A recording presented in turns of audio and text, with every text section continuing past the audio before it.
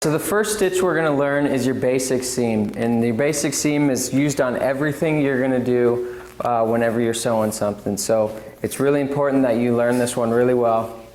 All it is just two pieces of fabric sewn together with your 1/2 inch seam allowance. I'm going to show you two different angles on this one.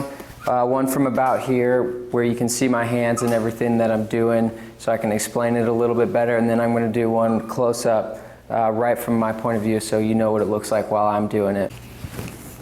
Alright, so before you get started doing this, you want to make sure that your stitch length is set correctly and that your thread tension is set correctly like I showed you in the videos before.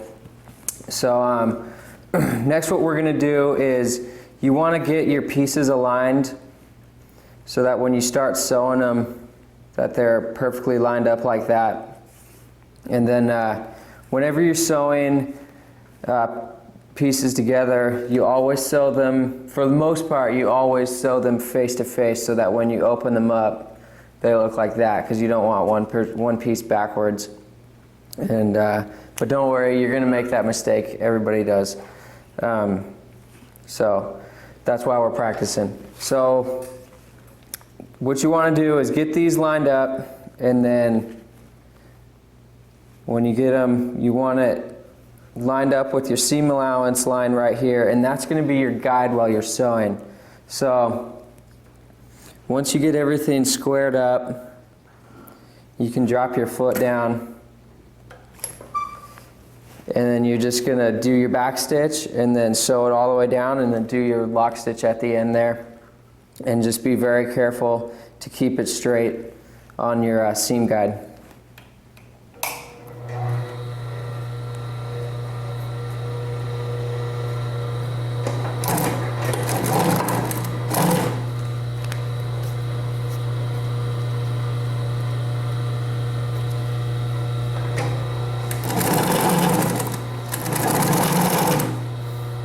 And you want to check when you start to get to the end, you want to make sure that you're going to end up, these are going to end up being dead on when you're finished.